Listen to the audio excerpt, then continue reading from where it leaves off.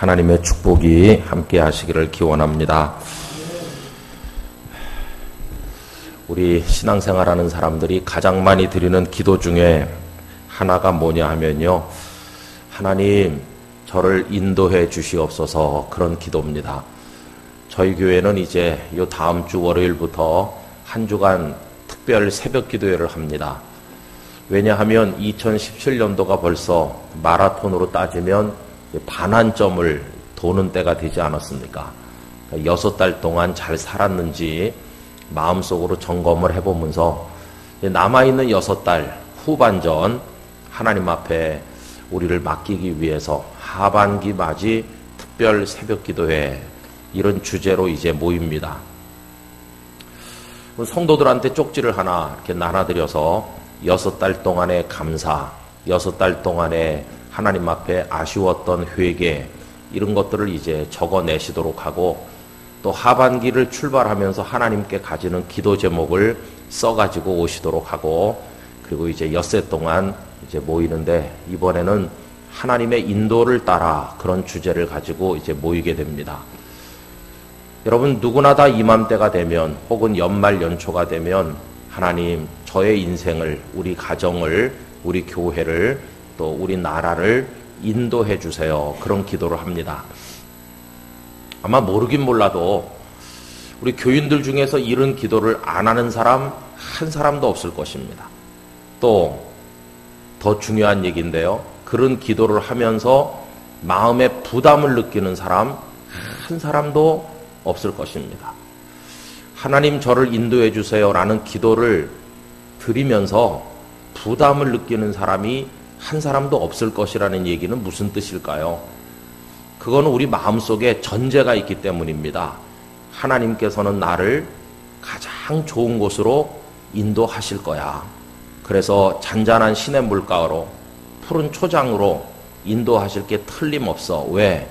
날 사랑하시니까. 이게 우리 마음에 깔려있는 생각이거든요. 그러니까 아무 부담 없이 하나님 저를 인도해 주세요, 이렇게 기도하는 거죠. 만약에 하나님께서는 날 사랑하시지 않아, 나를 이상하게 괴롭히실지도 몰라, 하나님께 내 인생을 맡겼다가는 큰 코 다칠지도 몰라, 이런 의심이 요만큼이라도 있다면 하나님 저를 인도해 주세요 라고 기도가 이게 쉽게 잘 나오겠습니까? 그런 기도를 해도 되나 하면 안 되나 하고 상당히 망설일 거 아니겠어요? 근데 우리들은요, 밑바닥에 다 잘 될 거라는 기대가 있어요. 하나님은 좋은 곳으로 인도하실 거라는 기대를 가지고 있기 때문에 그런 기도를 드리면서 망설이는 사람 한 사람도 없어요. 근데 여러분, 하나님의 인도는 어떤 것일까요? 우리 성경 말씀 오늘 15장을 읽었는데 그 앞으로 가셔서 13장 말씀을 한번 확인해 보도록 합시다. 13장 20절 말씀, 13장 20절 말씀, 20절에서 22절까지를 제가 성도들 가정에 신방을 가서 많이 읽어드리는데요, 많이 읽어드리는 이유는요, 너무나 좋아하거든요. 여러분들도 좋아하실 거예요. 여러분 거기 뭐라고 나왔나 한번 봅시다. 20절 찾으셨어요?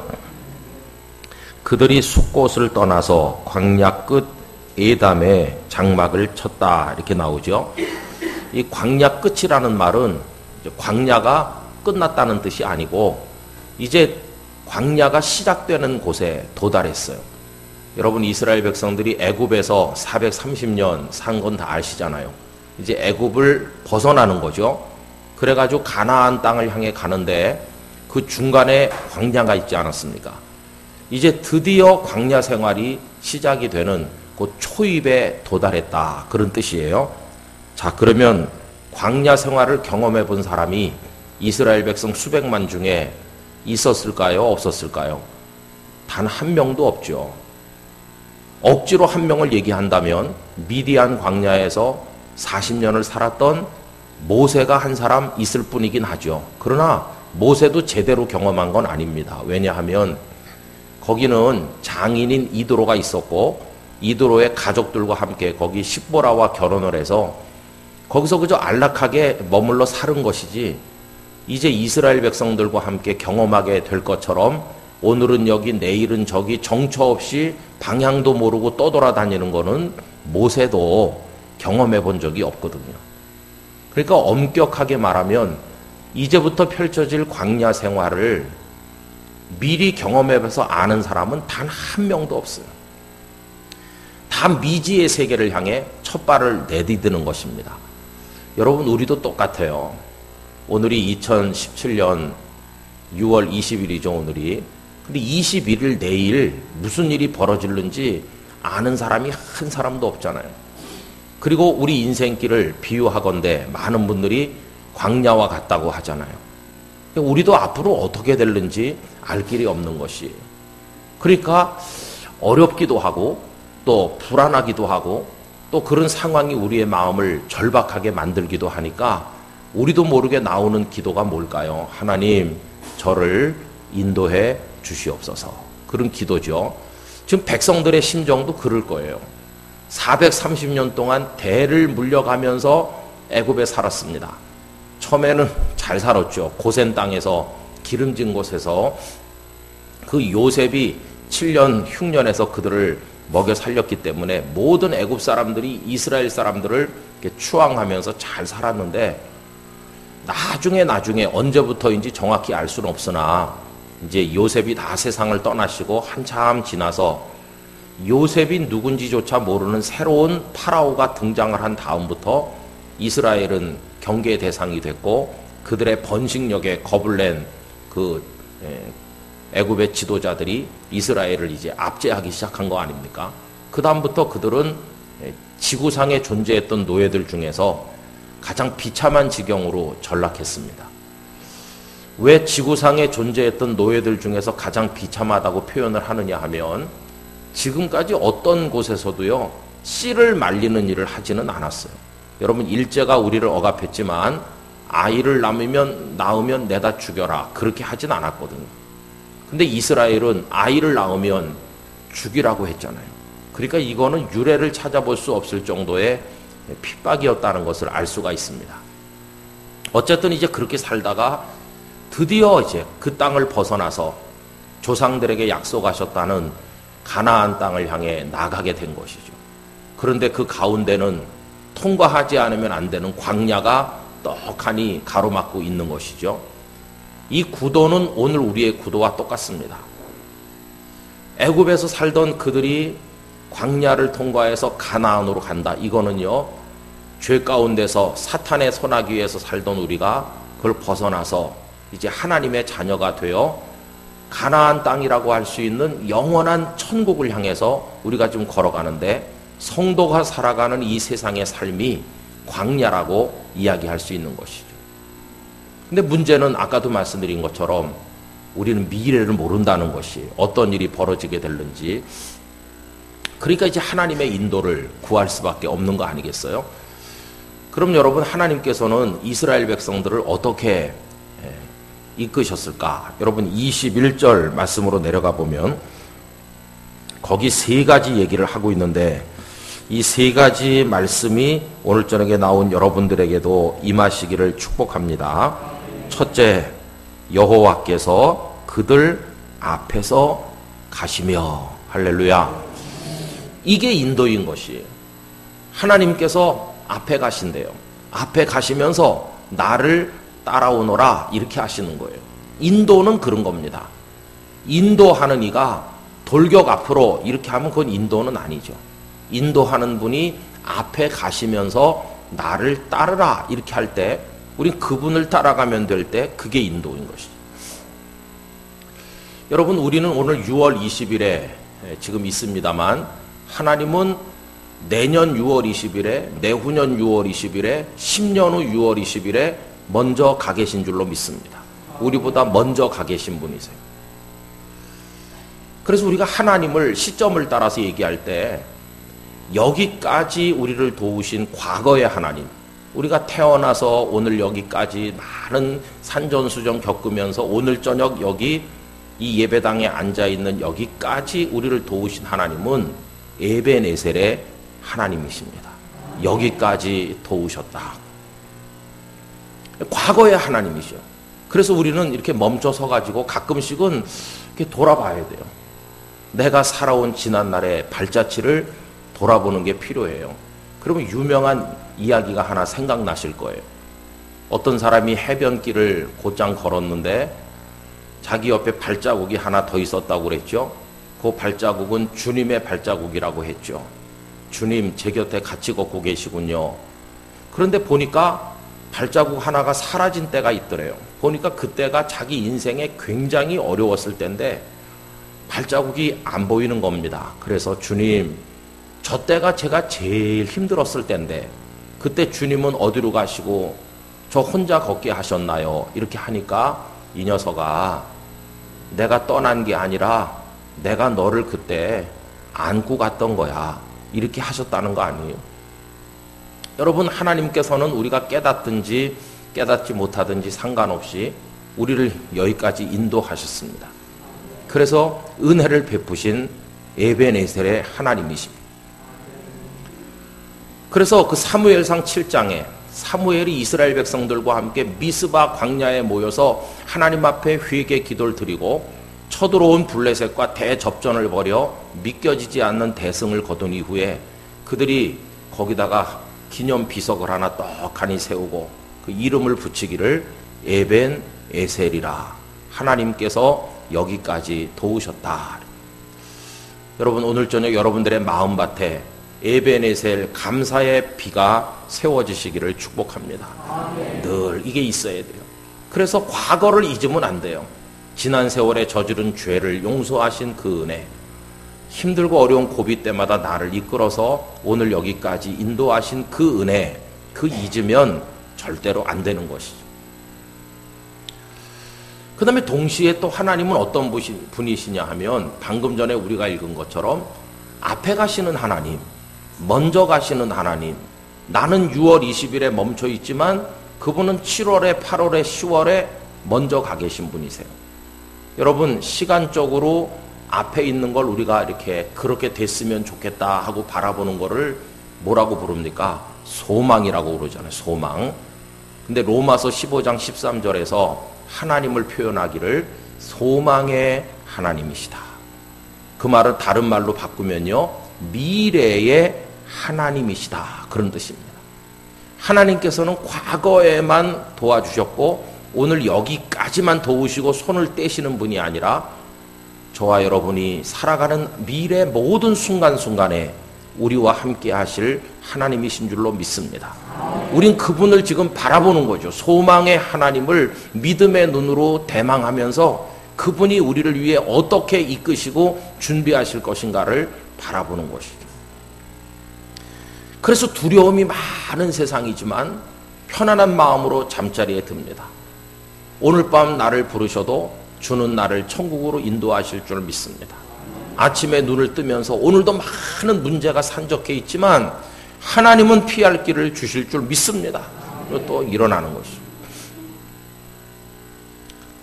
그래서 여러분, 창세기 22장에 하나님께서 아브라함에게 내 아들 이삭을 독자로 바쳐 이렇게 하셨잖아요. 아브라함이 아침에 일찍 일어나서 아들 데리고 그 사흘길을 걸어서 모리아산으로 가지 않았습니까? 그런데 그가 모리아산에 도착하기 전에 하나님 먼저 가 계셨습니다. 그 증거가 뭡니까? 숲을 속에 숫 양 한 마리를 준비해 놓으셨잖아요. 그가 모리아산에 오르기 전 하나님께서는 먼저 가 계신 거예요. 이게 앞에 가시는 하나님이세요. 그래서 그 양을 잡아서 제사를 하고 뭐라고 불렀습니까? 여호와의 산에서 준비되리라. 누가 준비해 주시는데요? 하나님께서 다 준비해 주실 거예요. 먼저 가서 준비해 주실 거예요. 마치 마라토너가 막 달리는데 숨이 여기까지 턱턱 차가지고 목이 말라서 어쩔 줄 몰라 할 때 거기 벌써 봉사하는 요원들이 곳곳에 물을 다 놓고 달려오는 선수에게 물을 줍니다. 벌써 다 가서 기다리고 있다니까요. 우리에게 필요한 거 하나님은 미리 준비하셨다가 내가 꼭 필요할 때 여기 있다 그러면서 손 내밀어 주시는 하나님이신 것이 이 여호와 이레의 하나님이세요. 그래서 여기 현재 시점에 내가 서 있으면서 지난 세월을 되돌아볼 때는 여기까지 도우신 에벤에셀의 하나님이시고, 또 미래를 대망하면서 바라볼 때는 필요한 걸 날 위해 준비하실 여호와 이레의 하나님이신 것이, 과거도 하나님의 손안에서, 미래도 하나님의 손안에서, 그래서 오늘 여기 현재 이 시점에 이것이 맞물려 가지고 오늘 여기 우리가 존재하고 있으니, 우리의 시작부터 마침까지 알파요 오메가 되시는 하나님께서 우리의 전 생애를 당신의 손안에 붙들고 계신 줄로 믿습니다. 우린 그렇게 살다 가는 것이, 그게 본질적으로 중요하지. 그 안에서 뭐 100살 살았냐, 50년 살았냐, 그 안에서 뭐 남자였느냐, 여자였느냐, 얼굴은 뭐 좀 잘생겼었느냐, 아니면 좀 자유분방하게 생겼었느냐, 이런 건 별로 중요한 문제가 아니에요. 하나님의 손안에 살았나, 그게 중요할 따름이에요. 여러분, 여러분의 과거가, 그리고 앞으로 살게 되실 미래가 전능자 되시고 우리를 끔찍이도 사랑하시는 하나님의 손안에 있었고 있을 것임을 믿습니까? 하나님의 손안에 우리가 있는 것이. 그래서 이제 하나님의 인도를 구하는데, 하나님은 앞에 가신다. 얼마나 좋아요. 오늘 저녁에 여기 우리가 모였는데 벌써 우리 여기 도착하기 전에 하나님 먼저 와 계셨으리라고 믿습니다. 하나님은 언제나 먼저 가시는 분이시거든요. 두 번째, 어떻게 인도하시나? 낮에는 구름 기둥으로 그들의 길을 인도하시고 밤에는 불 기둥을 그들에게 비추사 낮이나 밤이나 진행하게 하셨다. 이건 뭐냐 하면요, 형편과 처지를 따라서 맞춤 인도를 하시는 거예요.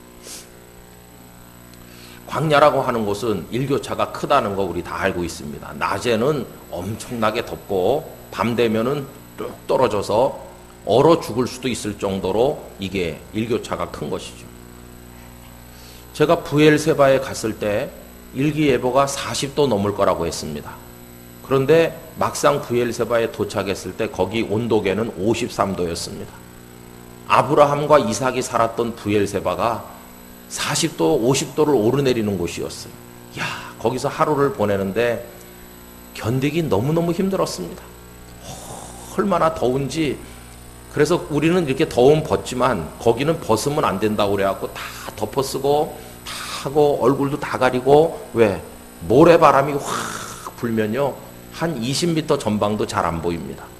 그래서 눈만 빼꼼하게 이렇게 뜨고 있어요. 그런데 나중에 보니까 그렇게 했는데도 입안에 모래가 서벅서벅하게 들어가 있고 못 살겠더라고요. 거기가 이제 부엘세바였어요. 그렇게 더운 곳입니다. 밤이 되면 추워서 못 잘 정도로 기온이 떨어져요. 그런데 낮에 그렇게 더운데 만약에 낮에 하나님께서 불기둥 보내시면 어떻게 될까요? 그냥 뭐 결과는 뻔한 거예요. 근데 하나님께서는 잘 아세요. 구름으로 쫙 햇빛을 가려주세요. 얼마나 멋집니까? 하나님의 차양을 쫙 쳐주시는 거예요. 햇빛을 가려주시고. 밤에는 캄캄하기도 한데다가 으슬으슬하기도 한데 불기둥이 딱 나타나서 어둠을 밝혀주시고, 그래서 그때 벌써 전등불 킨 것보다 훨씬 환하게 하나님께서 다 해주셨어요. 여러분, 너 춥냐? 너 덥냐? 너 지금 밝은 데 있느냐? 어두운 데 있느냐? 하나님은 아시고 우리 형편과 처지에 맞게 다 보내주시는 거예요. 결혼도 그래요, 여러분. 하나님, 저기 저 여자가 여기 이 여자보단 조금 저랑 잘 맞을 것 같은데요. 그건 자기 생각이지. 그건 우리 생각이죠. 하나님께서 이놈아 가만히 있어라. 다 알아서 주신 거예요. 근데 그걸 안 믿는 그리스도인이 많아, 이상. 그렇게 하나님께서 형편과 처지를 따라 인도하세요. 그 다음에 세 번째, 하나님의 인도가 어떻느냐 하면요, 22절 끝에 보니까 어떻다고 그랬어요? 떠나지. 그렇죠. 하나님께서는 야, 내가 너를 정성껏 인도해 주는데 내일 밤 자정까지만이다, 이렇게 하시는 하나님이 아니세요. 떠나지 않고 계속해서 함께 해주신대요. 떠나지 않고. 얼마나 멋집니까? 첫째, 앞에 가시는 하나님. 둘째, 우리의 형편과 처지에 따라 인도하시는 하나님. 셋째, 떠나지 않으시는 하나님. 그래 제가 이제 이 말씀을 성도들 가정에 신방 가서 읽어드리면서 집사님 가정에 이 말씀에 축복이 임하기를 원합니다. 그러면 너무너무 좋아요. 여러분, 이 말씀이 여러분에게 이루어질까봐 지금 불안하거나 화가 나는 분 누구 있으십니까? 여러분들에게도 이 말씀의 축복이 이루어지시기를 기원합니다. 좋은 말씀도 해드렸고 아멘도 했으니까 이제 집에 가면 딱 될 것 같아요. 그죠? 요쯤 해서 끝나면 아주 마음이 개운할 것 같은데 어제도 그랬잖아요. 덧셈이 많이 되시기 바랍니다. 그리고 아멘하고 집에 가면 간단할 것 같은데 인생이 그렇지 않다고 그랬잖아요. 덧셈 있으면 뺄셈도 있다고 그랬잖아요. 그리고 그게 더 우리에게 심각하고 중요한 국면이라고 한 것과 똑같이 오늘도 이제부터 하는 얘기가 진짜입니다. 하나님께서 인도하시는데 이게 이상하다는 거예요. 방금 전에 말씀드린 것처럼 이렇게 좋게 보이는 그것만이 아니라는 거예요. 여러분, 이제 우리 어디로 내려가냐면 14장으로 내려갑니다. 14장 1절. 여호와께서 모세에게 말씀하여 이르시되, 여러분 누가 말씀하셨다고요? 그렇죠. 이게 중요한 겁니다. 이게 모세가 말한 게 아니에요. 모세가 얘기한 게 아니고 분명히 여호와 하나님께서 말씀하셨어요. 뭐라고 하셨나? 2절. 이스라엘 자손에게 명령하여 돌이켜 바다와 믹돌 사이의 비하이로답 곧 바알스본 맞은편 바닷가에 장막을 치게 하라 라고 누가요? 하나님께서 말씀하십니다.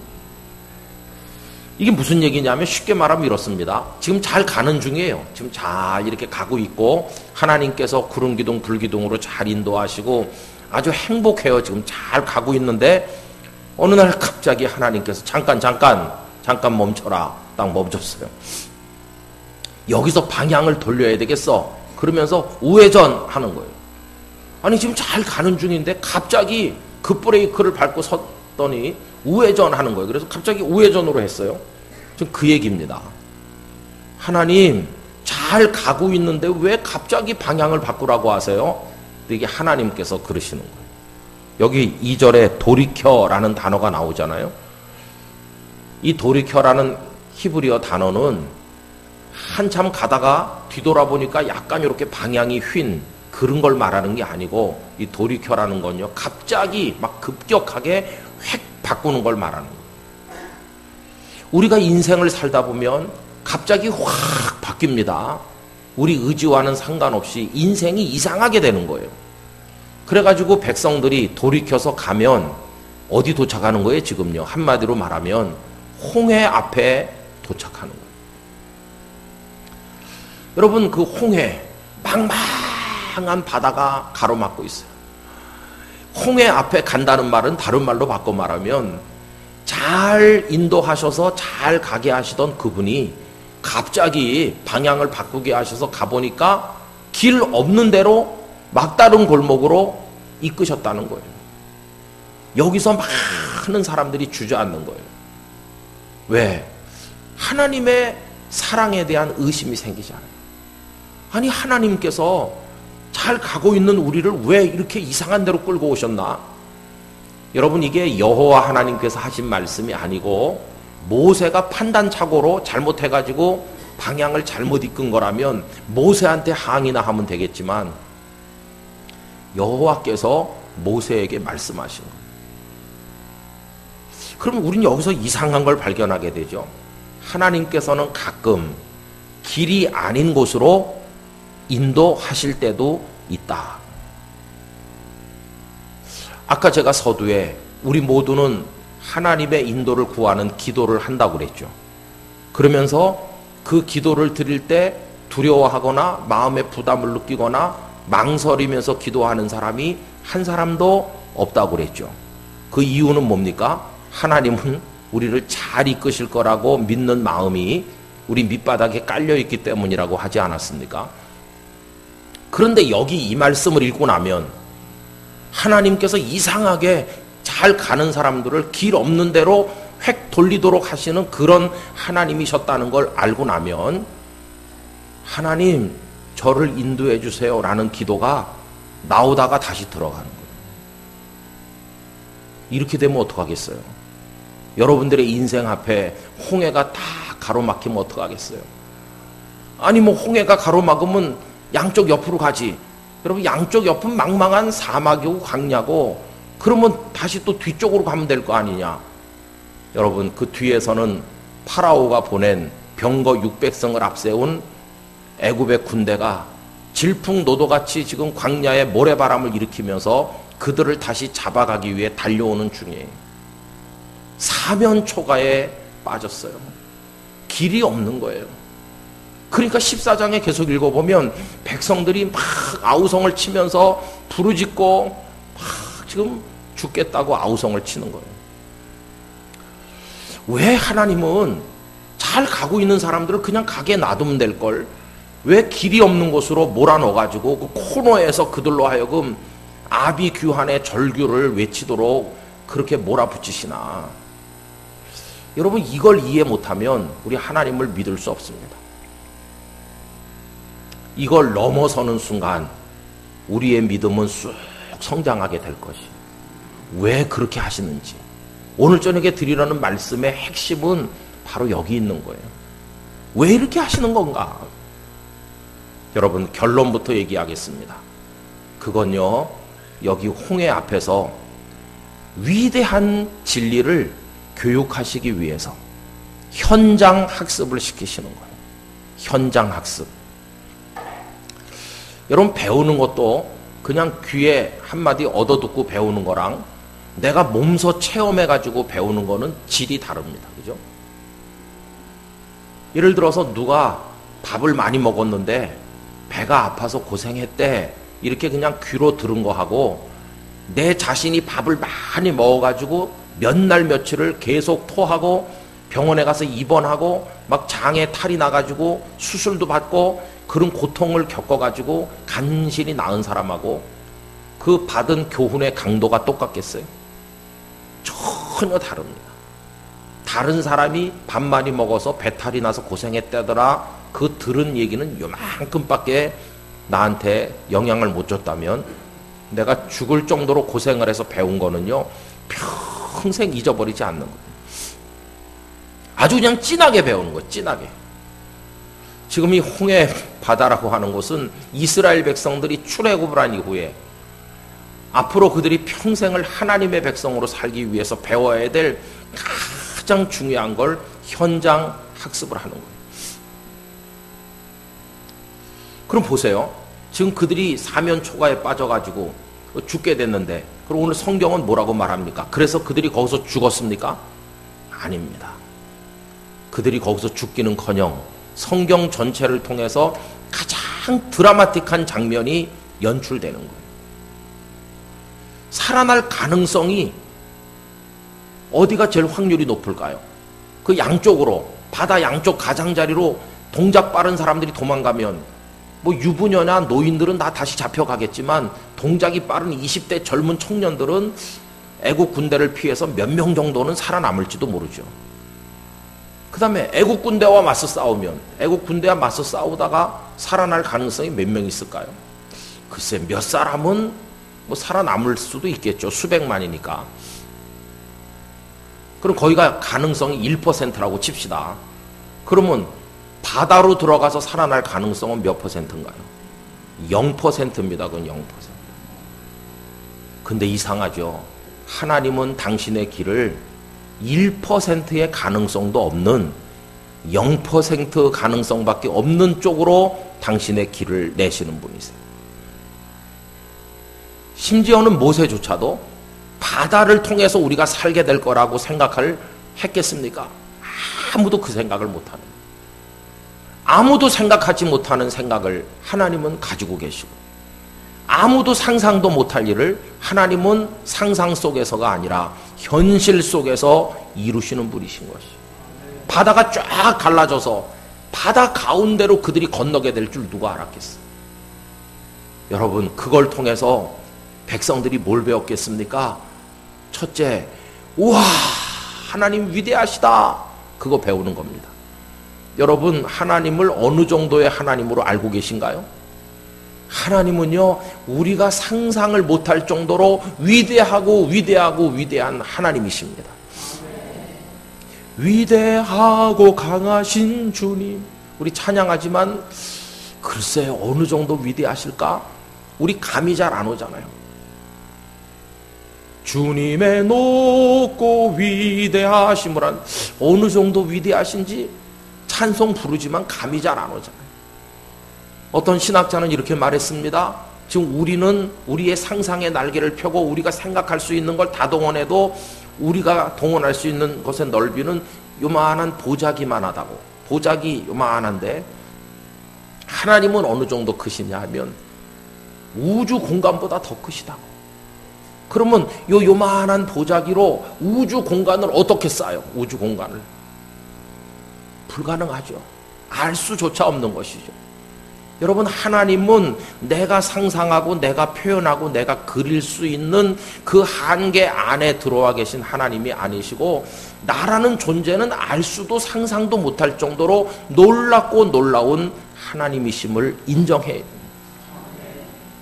그 하나님을 그들이 거기서 보는 거예요. 이야, 바다가 갈라지다니. 그동안 그들이 하나님의 능력을 전혀 경험하지 못했나요? 아닙니다. 이미 애굽에 있을 때 물이 피로 변하는 것부터 시작을 해서 10가지 재앙이 착착착착 임해가지고 마지막 맏아들들이 다 죽는 것까지 그들 눈으로 똑똑히 봤잖아요. 이미 하나님의 능력을 여러 번 본 바 있으나 바다를 갈라 길을 내시는 하나님일 그런 정도인 줄은 꿈에도 상상 못하는 거예요.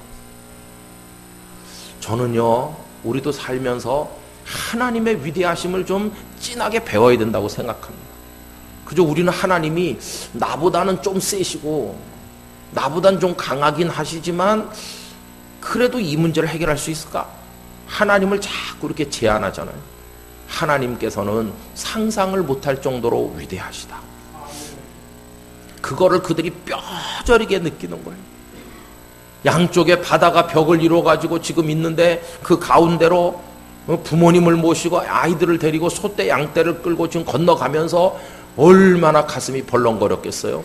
흥분으로, 그리고 뭐라고 표현할 수 없는 감동으로, 이야, 우리 하나님이 이런 분이셨어? 그게 첫 번째예요. 그거를 만약에 하나님께서 얘들아 이리 모여봐라, 내가 할 말 있어, 내가 누군지 알려줄게, 나 위대하단다, 알았니?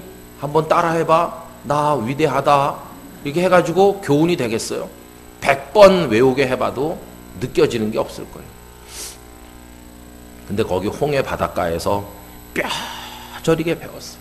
하나님 위대하시다는 걸. 두 번째 배우는 중요한 교훈이 있습니다. 거기 홍해 바다로 지금 온 게 누구 말씀대로 온 건가요? 모세가 가라고 한 건 아니잖아요. 아까 우리 14장 1절에서 본 것처럼 여호와께서 모세에게 말씀하셨잖아요. 그 말씀 받아가지고 모세가 백성들에게 전달했잖아요. 그래서 그들이 홍해 바다까지 온 것은 하나님의 말씀대로 온 거잖아요. 그런데 지금 죽을 줄 알았는데 죽기는커녕 길이 열린 걸 보면서 두 번째 배우는 거, 하나님의 말씀대로 해서 죽는 일은 없구나. 하나님의 말씀대로 하면 위대한 걸 경험하는구나. 하나님의 말씀대로 하면 상상도 못할 역사가 일어나는구나. 앞으로도 나는 말씀대로만 해야 되겠구나. 이걸 배우는 거예요. 하나님이 시시한 분 같으면 말씀도 시시하죠. 그런데 하나님이 위대하시기 때문에, 위대한 분이 하신 말씀이기 때문에 말씀도 위대한 것이. 여러분, 우리 사람 사이에도 똑같습니다.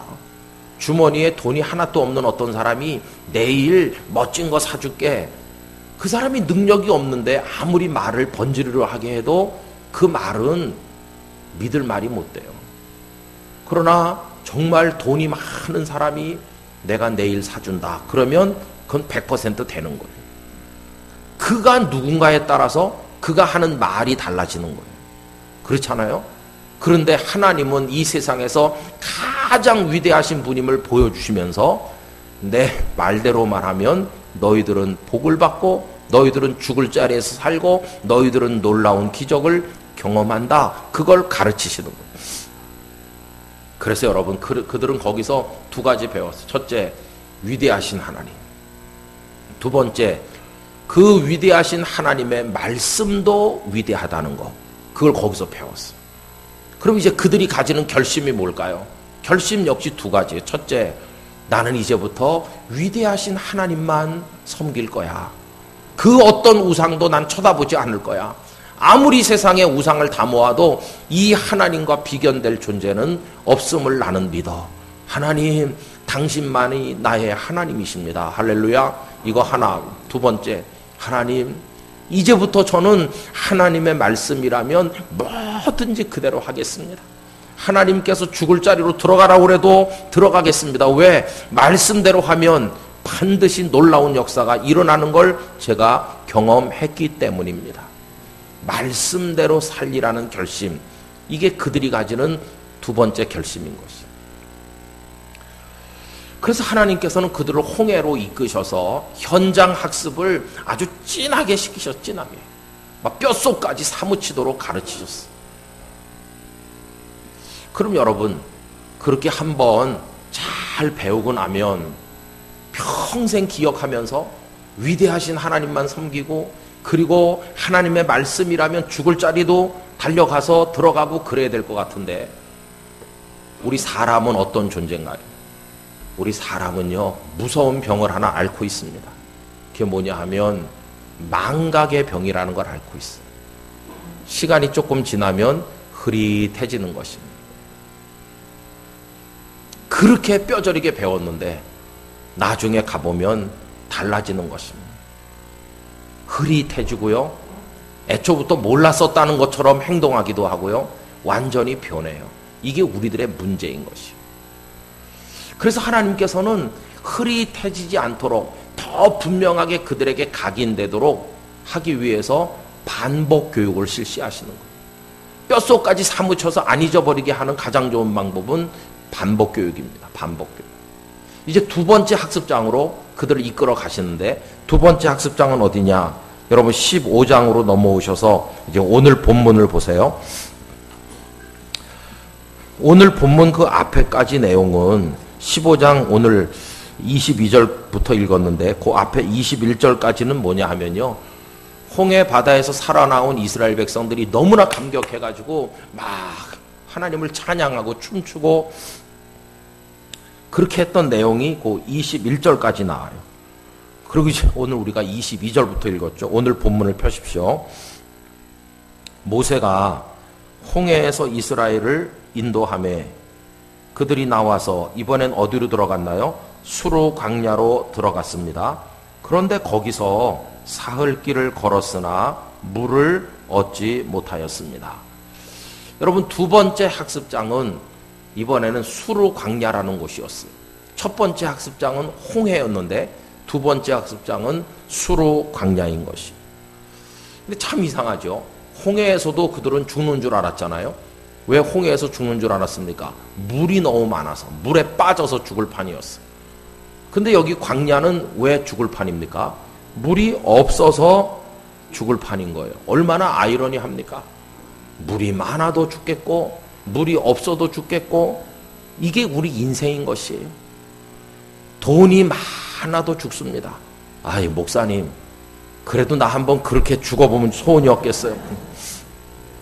돈이 많아도 죽어요. 돈이 많아도. 벌써 오래전에, 옛날에 한 20, 30년 됐어요, 사해면에 1년 전 서울 시내 그 뺑소니 그 교통사고 범인을 잡았다고 크게 신문에 실렸어요. 그게 이제 그 서울시청 청소부 아저씨를 어떤 승용차가 치고 도망쳤는데, 그 청소 용역하시던 그 아저씨가 돌아가셨거든요. 현장에서 차에 받쳐서 바로 돌아가셨어요. 근데 뺑소니 사고인데 못 잡았어요. 근데 1년 후에 잡은 거예요. 1년 후에. 그게 크게 나왔어요. 어떻게 1년 후에 잡았는지 아세요? 자꾸 보니까 범인이 이제 21살쯤 된 여대생이었어요. 여대생. 강남의 부잣집 딸인 것이에요. 그게 돈 때문에 죽는 겁니다. 그 아버지가 그 딸이 대학에 들어가니까 그때 벌써 마이카 시대가 아닌데 그때만 해도 한 거진 30년 전쯤 되니까 차 있는 집이 별로 없을 때인데 아버지가 딸을 차를 사줬어요.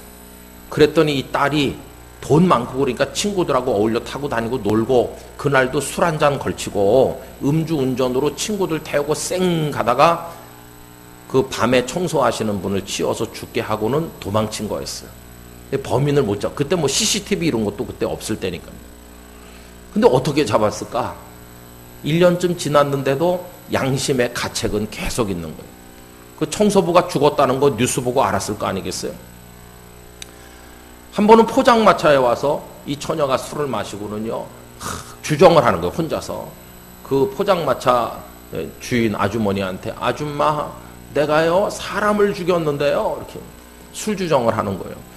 근데 보니까 아주머니가 이 미친 애가 혼자서 와, 처녀애가 늦게까지 술을 먹고, 처음엔 그렇게 생각하다 가만히 보니까 술 주정이 이게 육하 원칙에 딱 맞게 하는 거예요. 상당히 구체적으로. 그래서 이 신고를 한 거예요. 그래서 와서 잡은 거예요. 잡고 나중에 물어보니까 그 1년 전 사고가 이 처녀가 저지른 거예요. 쇠고랑을 차고 중형을 받는. 여러분, 그 집이 찢어지게 가난했더라면, 그래서 고등학교도 간신히 졸업하고 제때 대학도 못 가고 어디서 알바를 하든지 어느 직장에 가서 고생하면서 공부해가지고 나중에 주경야독을 해가지고 어렵게 자수성가하는 그런 자매가 되었더라면 무슨 술 먹고 차 몰고 달리다가 그런 사고를 냈겠어요.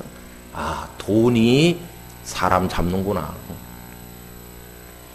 여러분, 돈이 없어서 고통받으십니까?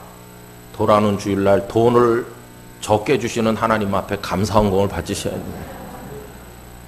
어떤 사람은 돈이 많아서 죽고 어떤 사람은 돈이 없어서 죽고 참 이상해요. 물이 많아도 빠져 죽고 물이 없어도 지금 죽을 판이. 이걸 뭘 말합니까? 하나님께서는 물이 많은 곳에서도 나는 너희를 구원한다. 물이 한 방울도 없는 곳에서도 나는 너희를 구원한다. 상황이 극과 극으로 바뀌어도 요동하지 말아라. 추운 곳에서도 나는 너희 하나님이고 뜨거운 곳에서도 나는 너희 하나님이다.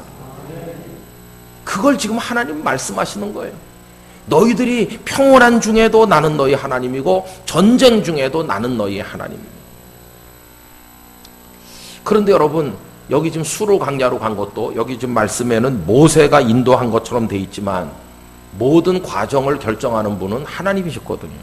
모세야, 수로 강야로 가라. 알았습니다, 하나님. 그래갖고 간 거죠. 근데 여기도 보세요.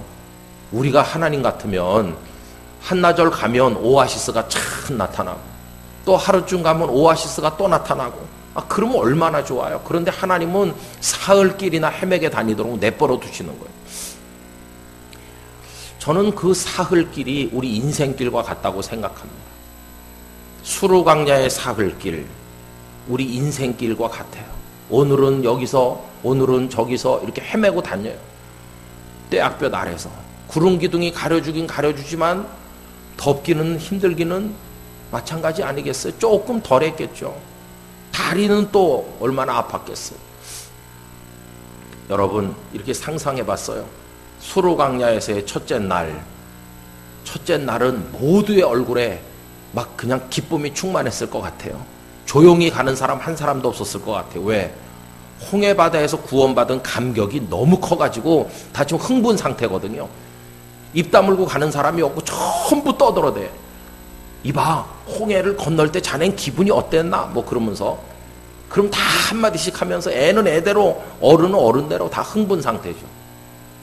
마치 2002년 월드컵 할 때 그때 안정환이 헤딩 슛을 설기현이 골을 넣고 그래가지고 막 이탈리아를 이기고 8강에 올라가고 그랬을 때, 그리고 또 우리가 스페인을 이기고 4강까지 올라가고 할 때 온 대한민국 사람이 그거 다 봤습니다. 다 같이. 길바닥에서도 보고 교회당에서도 보고 다 봤어요. 근데 어디 모이기만 하면 다른 사람은 한 사람도 안 봤고 자기 혼자 본 것 같이 다 알고 있는 얘기를 막 하잖아요. 이들이 지금 그런 상태겠죠. 첫날은 다 그랬을 것 같아요. 둘째 날, 수루강야 둘째 날은요, 말수가 조금 줄었을 것 같아요. 다리가 좀 아프고, 아유, 좀 힘들고, 그렇거든요. 둘째 날 저녁쯤 되니까 약간 좀 이렇게 걱정하는 사람이 생기기 시작했을 거예요. 왜? 아유, 이봐. 우리는 출발할 때 가져온 물이 지금 얼마 안 남았어. 가죽부대 물이 조금 남았는데 자네 집은 물이 충분한가? 우리도 얼마 안 남았어. 아이, 무슨 걱정. 홍해에서도 살리신 하나님께서 내일 아침 되면 오아시스 쫙 보여주실 거야. 그렇겠지. 셋째 날 아침 이제 이 집 저 집 물 떨어진 집이 한 집씩 생기기 시작했어. 그래가지고 이복에 물 좀 남았나? 남았네. 좀 나눠 먹세. 나눠주면 우린 어떡하지? 좀 있으면 오아시스가 나타나겠지 뭐. 이러면서 가는데 이제 점심때쯤 되니까 물 다 떨어졌어. 모세한테 왔어요. 모세 선생님, 아니 지금 물 다 떨어졌는데 오아시스는요? 내가 아는가? 그러고 다 돌아갔어. 1시, 2시, 3시 제일 힘들 때예요. 그래가지고 다 이제는 목이 타요. 이제는 애들이 막 울고 나가 넘어지고 물 달라고 그러고 주집마다 물은 다 말랐고 오아시스는 안 나타나고, 야 이제는 목말라서 죽겠다. 지금 그런 상태가 된 거죠. 그런데 누가 소리 질렀어요. 자, 저기 물웅덩이 있습니다. 그러니까 우와 그러면 달려갔어. 그런데 가서 퍼서 마셔보니까 쓴 물인 것이에요. 여러분, 이 쓴 물이라는 뜻은 그냥 맛이 쓰다는 뜻이 아니고 먹으면 죽는 거예요. 여러분, 차라리 물이 없는 게 낫지, 물처럼 보이는 게 있는데 먹지 못하는 건요, 사람을 더 힘들게 하는 거예요. 드디어 폭발했어. 못 견디는 거예요. 모세까지도 하나님 원망했어요. 여러분, 이쯤 되면 이제 질문을 해볼 차례죠. 이 수로강야의 사흘이 우리 인생길과 같다고 생각한다면 이 사흘 동안 지금 헤매고 다니잖아요. 이 사흘은 방황이었습니까? 아니면 힘들긴 했으나 하나님의 인도였습니까? 이거 대답하기 어려워요. 많은 사람들이 내 인생길은 힘든 방황이었다고, 떠돌아다닌 방랑객 신세였다고, 이렇게 말하는 사람은 지난 사흘길 동안 하나님께서 자신을 전혀 인도하지 않았다고 말하는 사람이에요. 그러나 하나님을 정말 믿는 사람 뭐라고 말할까요? 힘들었습니다. 애 키우기도 힘들고 남편 보내고 먹고 살기가 힘들었고 정말 나도 몸이 아프고 혼자서 버텨내는 게 정말 죽기보다 더 힘들었습니다.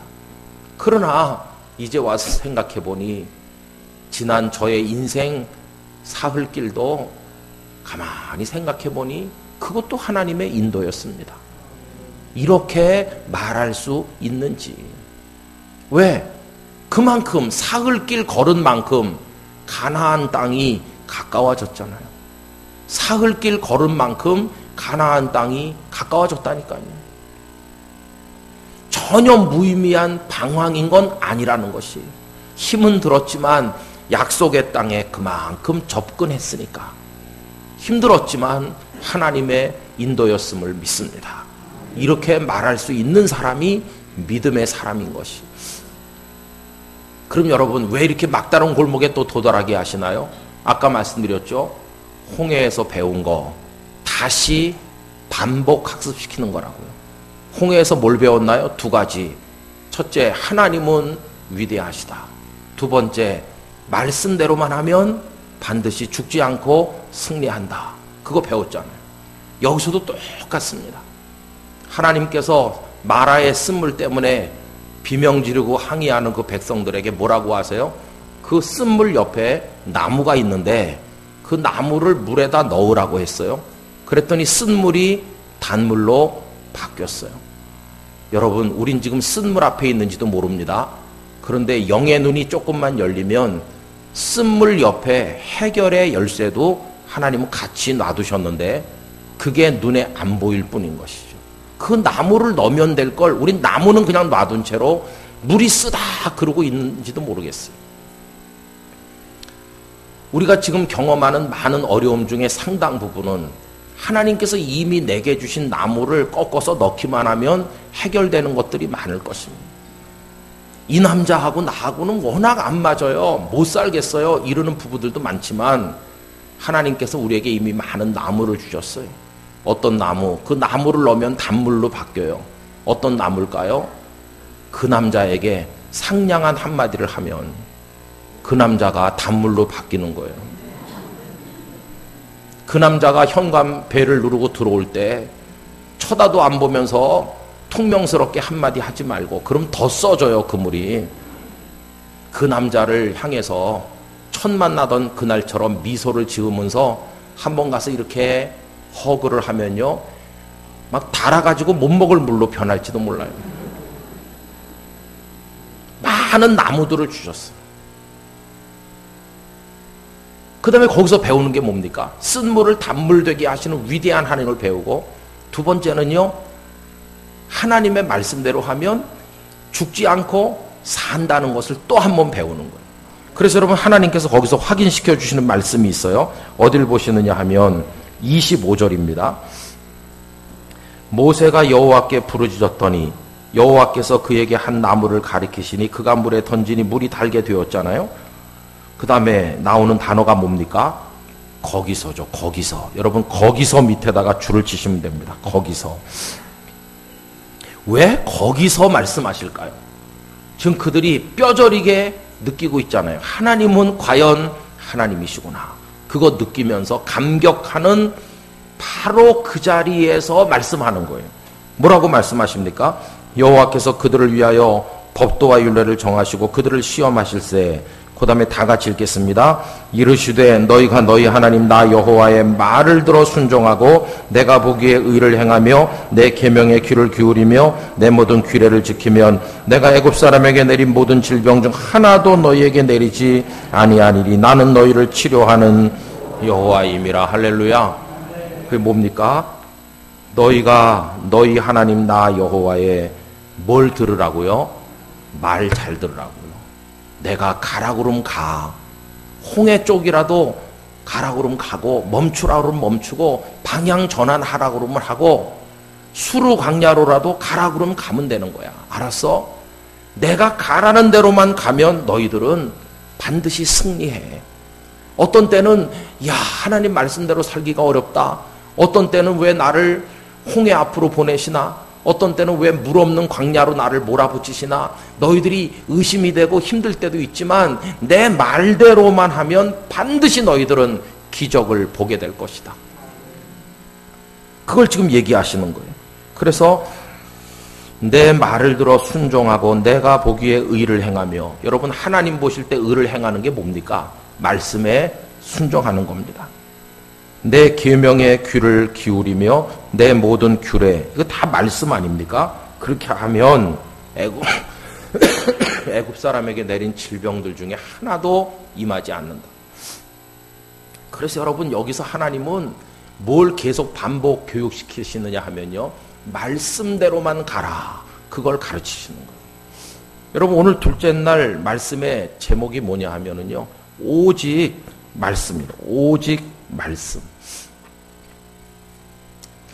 우리 개신교는 다른 건 모르겠는데요, 그저 하나님의 말씀대로 믿으려고 하는 사람들이거든요. 그래서 종교개혁의 모토 중에 하나가 솔라 스크립추라, 오직 말씀으로. 할렐루야. 그거 아닙니까? 우리는 오직 하나님의 말씀대로만 해요. 말씀이 홍해로 가라 그러면 갈 거예요.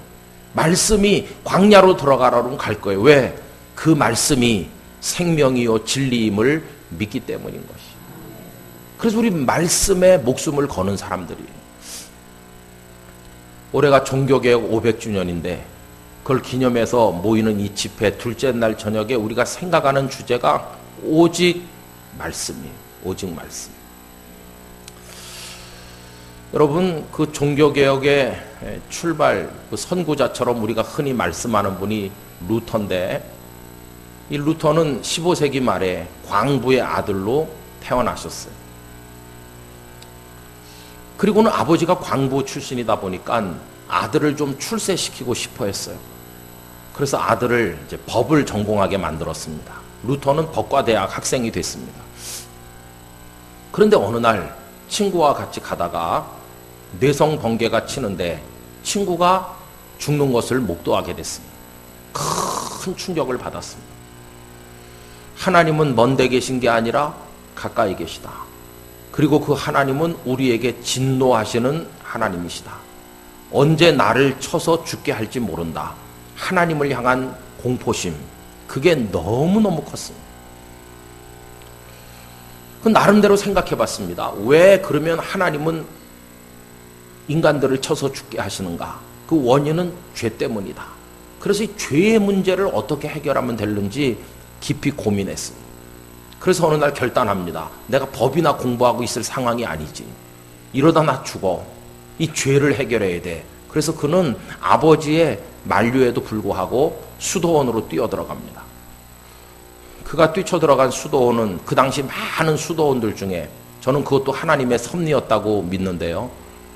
아우구스티누스파 수도원, 우리가 흔히 어거스틴이라고 부르는 어거스틴파 수도원에 들어갔습니다. 그가 어거스틴파 수도원에 들어간 게 의미가 있는 이유는요. 이 어거스틴은 4세기에서 5세기까지 걸쳐 살았던 우리 2000년 기독교 역사 중에 가장 걸출한 인물 중에 한 분 아닙니까? 그분이 유달스럽게 하나님의 은총을 많이 강조한 분이거든요.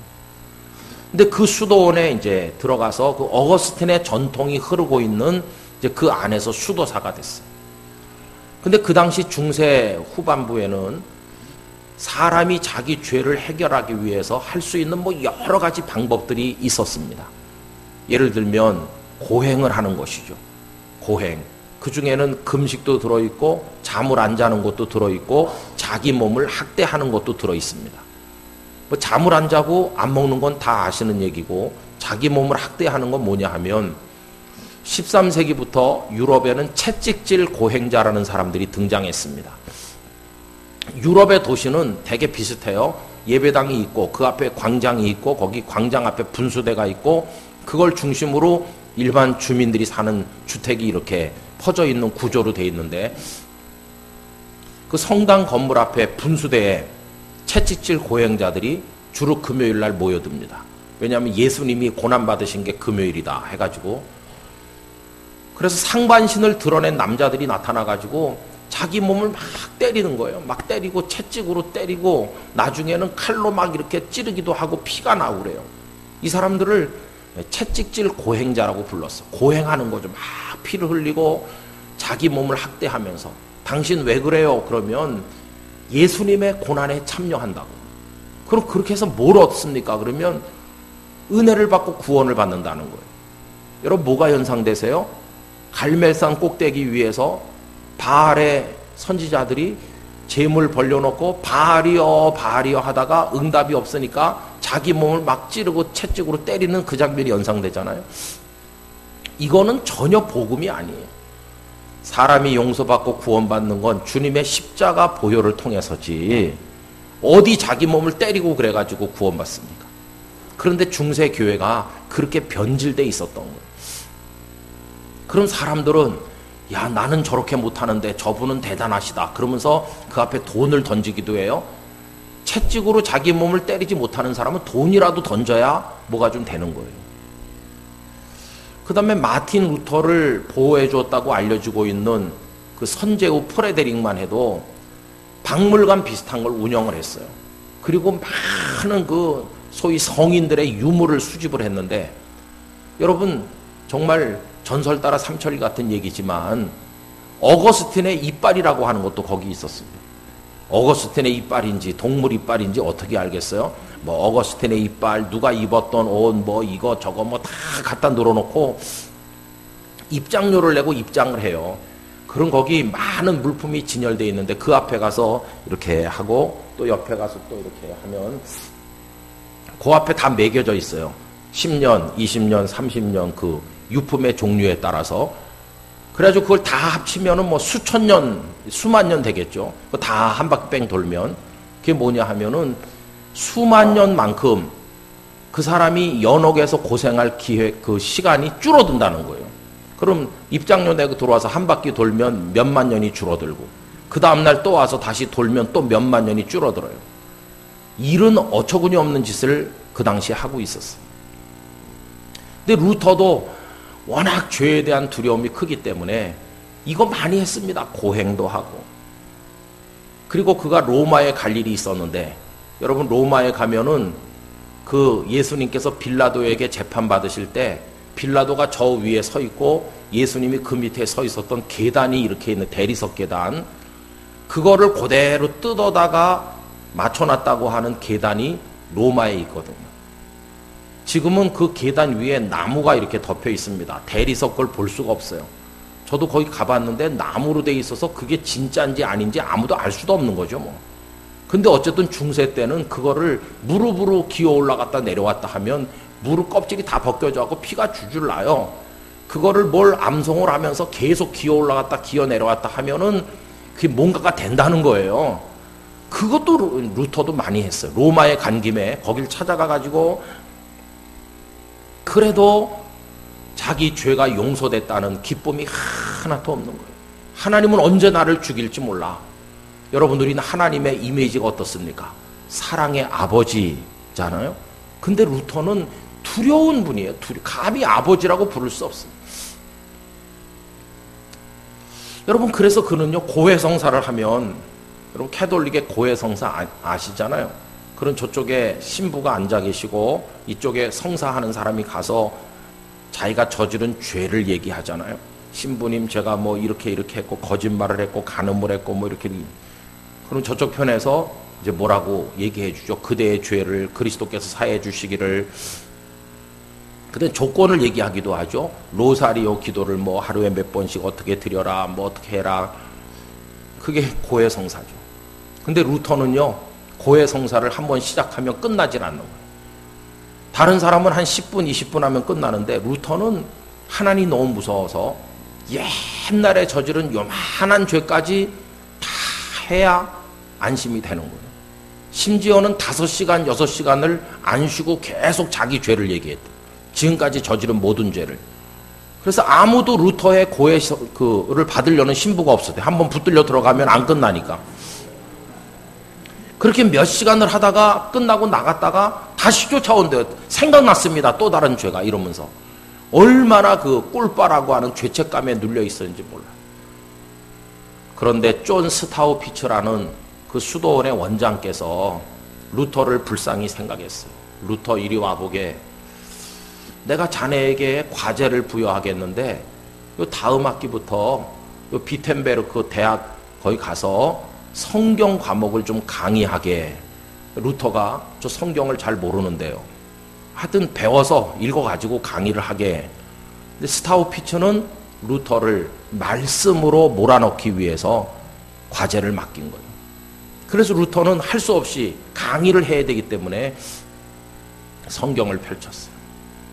여러분, 그 이전과 그 이후에 루터는 전혀 딴 사람이 됐어요. 그 이전의 루터는요, 성경 말씀은 덮어놓고 과거의 전승에 따라서 자신의 문제를 해결하려고 몸부림치던 불쌍한 영혼이었습니다. 그러나 하나님의 말씀을 펼친 이후의 루터는 말씀에 담긴 하나님의 은혜를 통해 자유를 얻고 해방되는 축복의 루터로 바뀌게 된 것이에요. 그가 제일 먼저 읽었던 말씀은 시편이었습니다. 시편을 깊이 연구하면서 시편 속에 그리스도가 계시다는 것을 알게 되었습니다. 그리고는 로마서를 공부하게 됩니다. 데살로니가 전후서를 공부하고 갈라디아서를 차례차례 공부하고 또 가서 강의하고 이렇게 하면서 그게 1515년, 1516년, 1517년, 1518년, 19년 이어지는데 1517년 그해 10월 말에 95개 조항을 내걸었잖아요. 95개 조항을 내걸기 한참 전에 98개 조항을 내걸은 적이 있었어요. 그런데 98개 조항을 내걸었을 때는 사람들이 별로 주목하지 않았어요. 그러다가 95개 조항을 내걸었을 때 많은 사람들이 집중하게 됐고 그게 종교개혁의 불씨가 된 것처럼 우리 흔히 그렇게 말하고 있죠. 그 95개 조항은 여러분 인터넷에 루터의 95개 조항 이렇게 치면 라틴어 원문으로도 뭐 영어로도 우리말로도 쫙 나오니까 집에 가서 한번 출력해서 95개 조항이 뭔지를 한번 읽어보십시오. 그 95개 조항은 면죄부가 잘못됐다고 하는 걸 비판하는 데 초점이 맞춰져 있습니다. 그게 1517년인데요. 이미 그는 그 이전 2, 3년 전부터 하나님의 말씀을 읽기 시작을 했고 강의하기 시작했어요. 그러니까 17년에 95개 조항을 내걸 수 있는 확신과 결단력은 어디서 나왔나? 그 2, 3년 동안에 그의 영혼을 환하게 비추어준 말씀으로부터 흘러나온 것이었어요. 그 어떤 고행도 노력도 눈물도 그리고 몸부림치는 고해성사도 해결하지 못했던 걸 하나님의 말씀이 단숨에 해결해 주었어요. 왜요? 하나님의 말씀은 살았고 운동력이 있어. 좌우의 날선 어떤 검보다도 예리하여 혼과 영과 관절과 골수를 찔러 쪼개는 능력이 그 속에 있기 때문입니다. 왜요? 하나님의 말씀은 진리이기 때문입니다. 또 왜요? 하나님의 말씀 속에 예수님이 계시기 때문입니다. 하나님의 말씀 속에 하나님의 사랑이 다 녹아있기 때문입니다. 우리가 죄에 사로잡혀 고통받고 사는 걸 원치 않으시고 십자가와 부활을 통해 우리를 풀어주시는 하나님의 구원의 진리가 이 말씀 속에 다 들어있기 때문입니다. 그럼 왜 그 이전에는 루터는 말씀을 읽지 않았을까? 성경책이 없어서요? 아닙니다. 왜 그 이전에 안 읽었을까? 중세 교회가 말씀을 내려놨기 때문이에요. 여러분, 중세 교회가 얼마나 하나님 말씀에 무지했느냐 하면은 13세기, 14세기 되면 신부들 중에서 성경을 읽을 줄 모르는 사람이 3분의 1 이상이었습니다.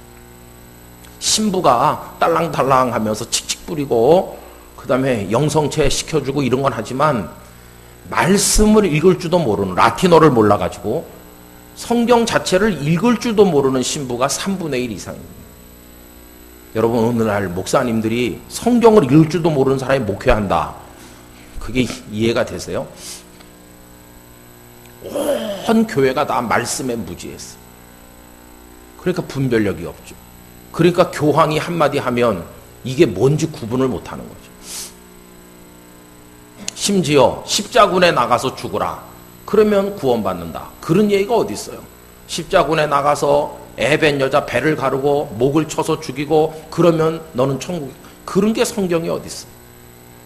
전혀 복음과 상관없는 이상한 기독교가 중세 때 출현한 것이죠. 그런데 덮여져 있었던 이 책의 먼지를 떨어내고 말씀 앞에 부복하게 되면서 루터의 영혼에 빛이 비치기 시작했어요. 그는 그의 일기 속에 의인은 그 믿음으로 말미암아 산다는 진리를 깨닫던 그날 자기 영혼 속에 환한 빛이 비치는 것을 알게 되었다고 적고 있습니다. 결국 우리 종교개혁 신앙은 어디서부터 발견됐는가? 말씀에서 발견됐어요. 그럼 그 이전에만, 루터 때만 그 말씀이 능력이 있었을까요? 아니요. 더 거슬러 올라가 오늘 우리가 출애굽기에서 확인한 것처럼 구약시대 그때도 하나님의 말씀은 홍해바다에서도 살려는 진리고 수르광야에서도 살게 하는 능력의 말씀이었을 뿐만 아니라 루터 때도 그랬고 오늘 이 시대도 우리를 올바른 반석 위에 세워주는 것은 오직 주님의 말씀인 줄로 믿습니다. 말씀. 그래서 우리는 이 말씀대로 해야 돼요. 말씀. 여러분, 우린 지금 합동에 속해 있는 장로교인입니까? 통합에 속해 있는 장로교인입니까? 여러분, 여기 부산 우리 교회는 합동이에요? 통합이에요? 아니, 확실하게 한번 해보세요. 통합이에요? 합동이에요? 분명하십니까? 아, 대단하시네요. 우리 교회 교인들한테 물어보니까, 계속 물어보니까, 처음엔 통합이라고 하다가 계속 물어보니까 나중엔 합동인가요? 또 그런 사람도 있더라고요. 여러분, 왜 헷갈릴까요? 뭐 통합이나 합동이나 뜻이 똑같으니까요. 뜻은 똑같은데 지금 엄연히 다른 교단이에요. 다른 교단. 참 얼마나 웃기는 일이고 또 가슴 아픈 일입니까? 언제 합동과 통합이 갈라졌을까? 1959년이거든요. 1959년에 합동과 통합이 갈라졌어요. 저희 아버님은 이북에서 평양에서 피난 내려오셨습니다. 그때 이제 그 김모 목사님과 가깝게 지내고, 그 목사님은 저희 아버님보다 조금 더 연세가 많으신데 그분이 저희 아버님을 김집사 이렇게 하면서 가깝게 했습니다. 근데 이제 그분은 합동과 통합이 나눠질 때 합동 측의 대표 주자였습니다. 그래서 교단이 분열되고 뭐 이렇게 갈라질 때 참 가슴 아픈 일이 많았습니다. 지난 주일까지 한 예배당에서 예배드린 사람 중에 절반은 그 다음부터 통합으로 갔고 절반은 합동으로 갔고, 예배당을 누가 차지하느냐 이런 거 가지고 온갖 다툼이 벌어지고 참 한국 교회가 가슴 아픈 일을 많이 겪었습니다. 근데 그 김 목사님이란 분이 저희 아버님에게 이보게, 자네 김 집사도 그 교회를 옮겨야 구원받아. 그때 저희 아버님은 한경직 목사님이 목회하시던 서울 영락교회 교인이었습니다. 근데 영락교회는 통합 측으로, 한경직 목사님 통합 쪽에 남았잖아요. 그러니 거기 다니면은 구원 못 받는다고. 그 통합 측은 전부 자유주의자들이고 성경도 제대로 안 믿고, 그러니 거기 붙어 있지 말고 우리 교회로 오게, 이렇게 하시는. 저도 나중에 아버님께 들은 얘기죠. 그랬더니 저희 아버님이 굉장히 마음에 부담을 느꼈대요. 왜냐하면 평양에서부터 잘 알던 목사님께서 피난도 같이 내려오신 그분이 그렇게 말씀하니까 고민을 많이 했겠죠. 제가 기도해보고 어떻게 하는 게 좋을지 결정하겠습니다. 이렇게 결론을 말씀드리면, 저희 아버님은 그냥 영락교회에 남아있기로 결정을 내렸어요. 그 이후에 만나가지고 제가 그냥 영락교회 다니기로 했습니다. 이렇게 하니까 그 목사님께서 그날 이후로 저희 아버님을 집사라고 부르지 않았습니다. 김씨, 구원 못 받는 사람이라고. 얼마나 무섭습니까? 그럼 왜 저희 아버님은 김집사에서 김씨로 전락하는 걸 각오하고 그냥 영락교회에 남았을까요? 저희 아버님에게 특별한 체험이 있었거든요. 하나님, 제가 그 목사님 교회로 가야 됩니까? 여기 한경직 목사님 목회하는 영락교회는 구원이 없나요? 교단이 갈라지는데 어디에 가서 믿어야 하나님을 제대로 믿습니까? 이제 이렇게 하면서 기도하고 또 기도하고 또 기도하는. 어느 날 밤에 주무시는데 저희 아버님은요, 신비 체험 이런 게 거의 없는 분이세요. 저희 어머니하고는 전혀 달랐습니다. 저희 어머니는 기도도 많이 하시면서 뭘 들으셨느니 보셨느니 뭐가 가슴이 뜨거워졌느니 뭐 그런 말씀을 자주 하는 스타일이었고, 저희 아버님은 그냥 맨날 그냥 뭐 비슷하게, 그럼 저희 어머니가 맨날 당신도 제대로 믿으라고 좀 체험을 하라고 맨날 옆구리 찌르고 그랬어요. 그럼 저희 아버님이 다 하나님 원하시는 대로 믿으면 되는 거지 이랬어요. 근데 그러던 저희 아버님이 놀라운 체험을 하셨대요. 주무시고 있는데 음성이 너무너무 또렷하게 들리더래요. 요한복음 3장 7절. 그래도 계속 주무시는데 요한복음 3장 7절 또 몇 차례 들리니까 나중에 일어나갖고 전등불을 켜고 한밤중에 요한복음 3장 7절 이렇게. 밤중에 찾아온 유대 관원 니고데모와 예수님의 대화인데, 예수님께서 말씀하시기를 내가 네게 거듭나야 하겠다는 말을 이상히 여기지 말라 하는 말씀이 거기 적혀 있더래요. 그걸 읽는 순간 가슴이 확 뭔가 이렇게 들어와 박히는 걸 느꼈는데, 딱 한 가지 메시지.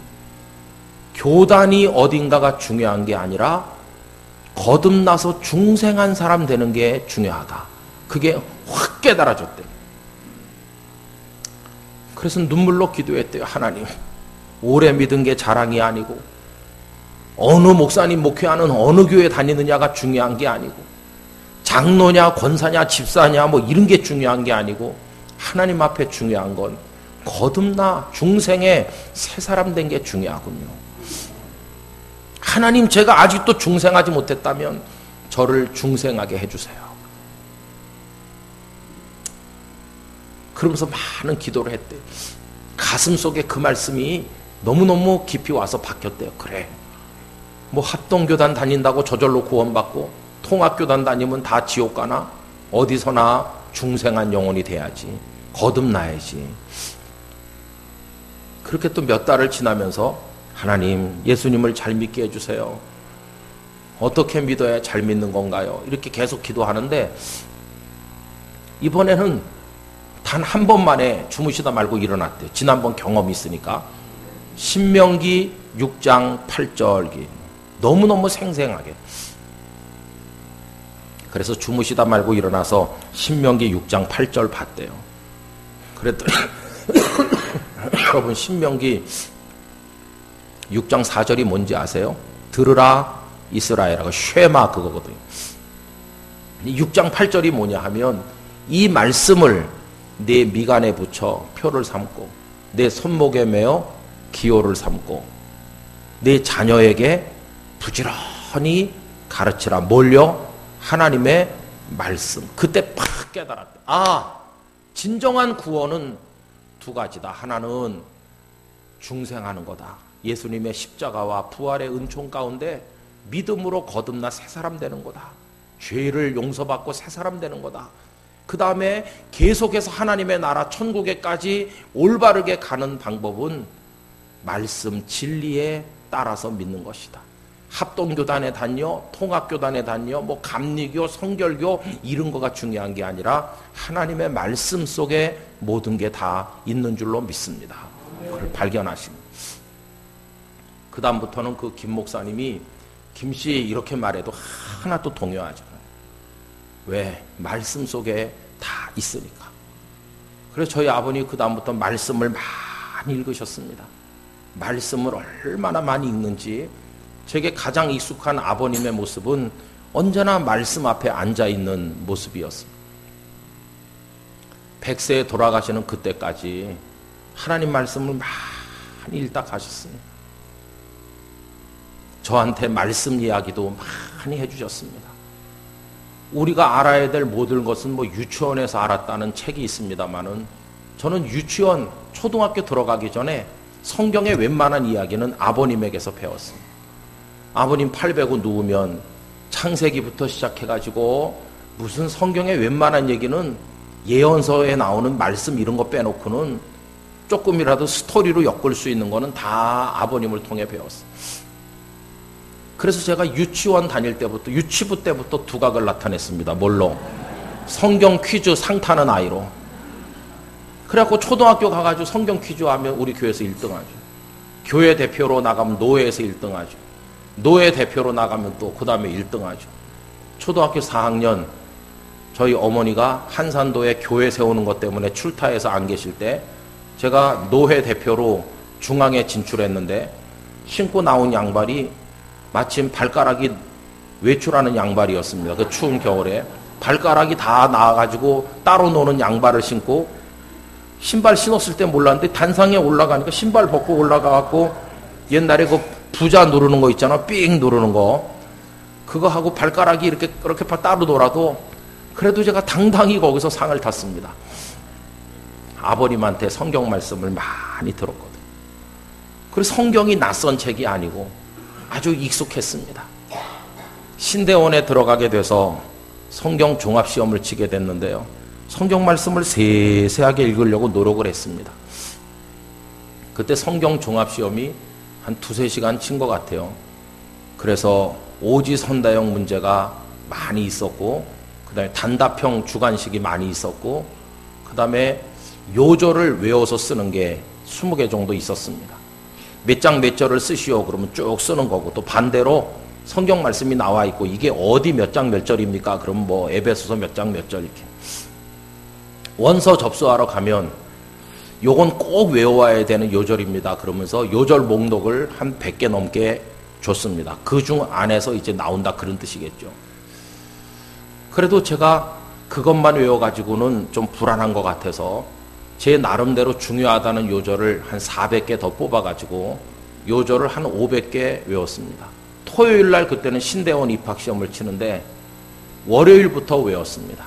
성경책을 좀 싼 거, 새 거를 하나 사가지고 그 500개 정도의 요절에다가 빨간 줄을 다 쳤습니다. 넘겨가면서.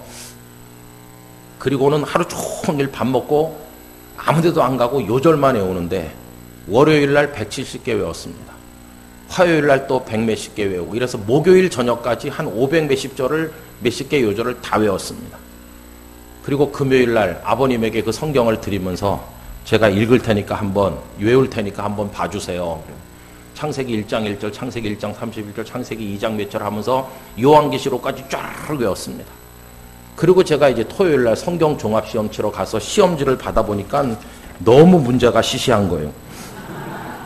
쫙 다 쓰고. 근데 오지선다형을 보니까 문제가 막 틀린 게 보이는 거예요. 신학교 교수님들이 낸 문제가. 2세의 아들은 몇 명입니까? 1번 5명, 2번 6명, 3번 뭐 7명, 4번 8명, 5번 9, 이런 문제가 나왔거든요. 그래서 제가 옆에다가 문제가 잘못 출제되었음. 어디 보면 7명이라고 돼 있고 어디 보면 8명이라고 돼 있는데 다음엔 이런 문제를 안 내셨으면 좋겠음. 이렇게. 2세의 아들이 어디 보면 8명이라고 돼 있고 딴 데 보면 7명이라고 돼 있고 그렇거든요. 그러니까 이게 답이 2개가 있는 잘못 출제된 문제죠. 여러분, 제가 그런 사람이었습니다. 근데요, 그게 자랑이 아니고요. 그렇게 외운 요절은 한 달 지나니까 날개가 달렸는지 다 날아갔습니다. 그 덕에 제가 시험 잘 쳐가지고 장학생은 냈습니다. 근데 성경 말씀은 날개가 달렸는지 요절은 다 날아가고, 그 다음에 목회하면서 보니까 2세의 아들이 몇 명인가를 아는 건 하나도 중요한 게 아니더라고요. 뭐 7명이면 어떻고 8명이면 어때요? 뭐 그럴 수도 있고 이럴 수도 있는 거죠. 그래서 철들면서 다시 깨달았어요. 말씀을 안다는 거는 지식을 배우는 게 아니더라고요. 이 말씀이, 오직 말씀이 생명이 되는 거는 2세의 아들이 몇 명인지 그거 아는 걸 말하는 게 아니고, 핵심이 뭐냐? 그 말씀대로 살아가는 거예요. 여러분, 마태복음 7장 21절을 아시나요? 참 무서운 말씀입니다.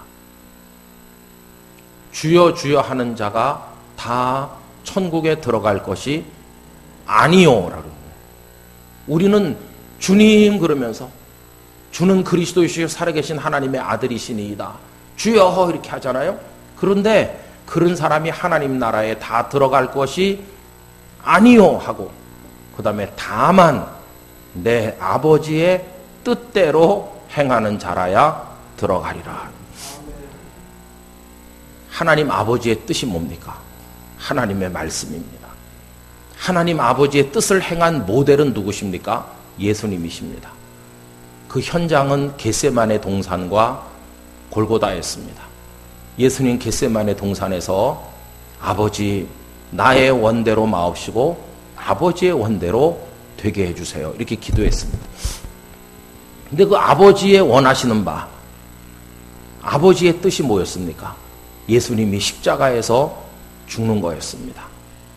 독생자인 네가 죽어야 여기 내 백성들이 구원받는다. 그래서 예수님은 하나님의 말씀을 이루어지도록 하기 위해서 죽으셨습니다.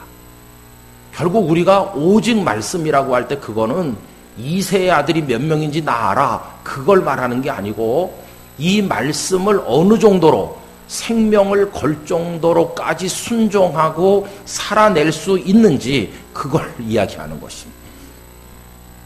종교개혁자들이 오직 말씀으로 솔라 스크립추라 그걸 외쳤을 때 그분들 속에는 그게 있었던 것입니다. 교우 여러분, 하나님께서는 오늘 우리들에게도 말씀하십니다. 너 우회전해라. 하나님, 우회전하면 거기 홍해로 가는 길인데요. 제가 알기로는 길이 없는 줄 아는데요. 왜 우회전하라고 하세요? 이건 아직 멀었어요.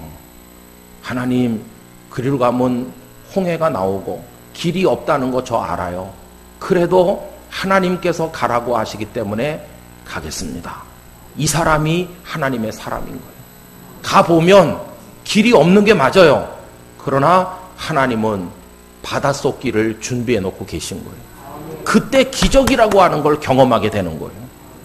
평탄대로를 걷는 사람에게는 하나님의 위대하심을 경험할 기회가 없어요. 너 좌회전해라. 하나님 거긴 수르광야인데요. 그 길이 아마 없을걸요. 사람들이 거기 험하다던데요. 그리고 거기 오아시스가 있습니까 하나님? 잠만 말고 가라면 가라. 아휴, 다른 길은 없을까요? 이건 믿음이 없는 거예요. 그런데 하나님 길이 험해 보이고 물이 있는지 없는지도 모르겠지만 하나님께서 가라고 하시면 가야 되겠죠. 그러면서 시동을 걸고 그쪽을 향해 쌩 달려가는 게 그게 믿음의 사람이에요.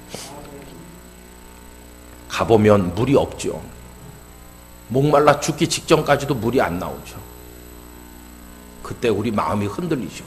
하나님을 원망하고 싶죠.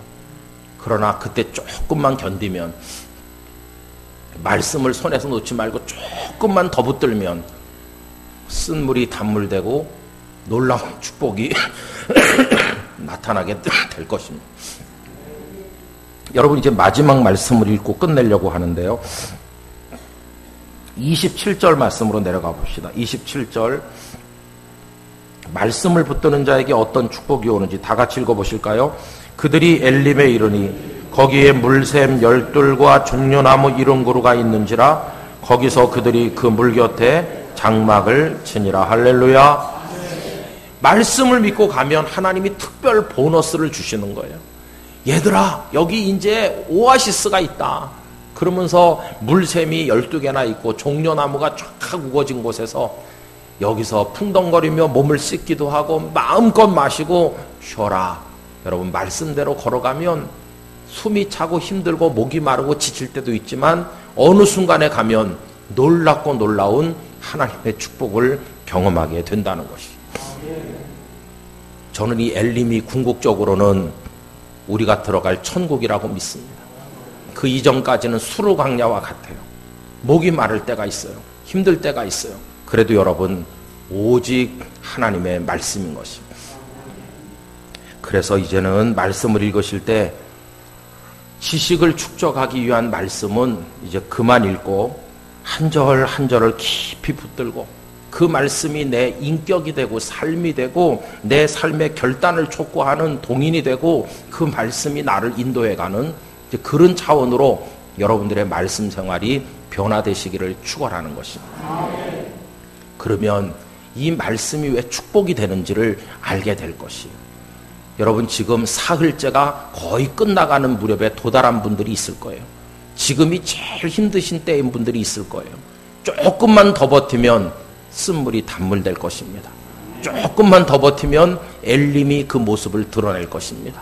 마지막까지 말씀을 붙들고 달려가는 우리 모두가 되기를 주님의 이름으로 기원합니다. 그렇게 할 때 종교개혁자의 후예로서 오직 말씀을 외치는 사람으로 부끄럽지 않는 그리스도인이 될 수가 있을 것입니다. 여러분들에게 이 말씀을 통한 축복이 임하시기를 예수님의 이름으로 기원합니다. 다 같이 기도하겠습니다. 하나님 아버지, 오직 말씀으로 이 모토를 우리 가슴에 붙들고 말씀이 우리를 홍해로 보내도 수르광야로 보내도 죽음의 자리인 것처럼 보낸다 할지라도 그것이 하나님의 말씀이라면 진리요, 그 진리가 생명의 길임을 알고 그 말씀이 우리를 천국 가나안으로 인도할 줄 알고 그 말씀에만 따라갈 수 있도록 은혜를 베풀어 주옵소서. 남아있는 내일 집회까지 축복해 주시기를 예수님 이름으로 기도하옵나이다. 아멘.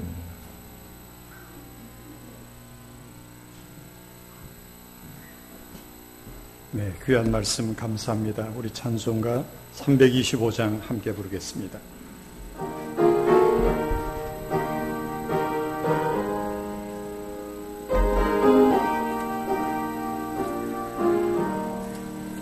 예수가 함께 계시니 시험이 오나 겁없네.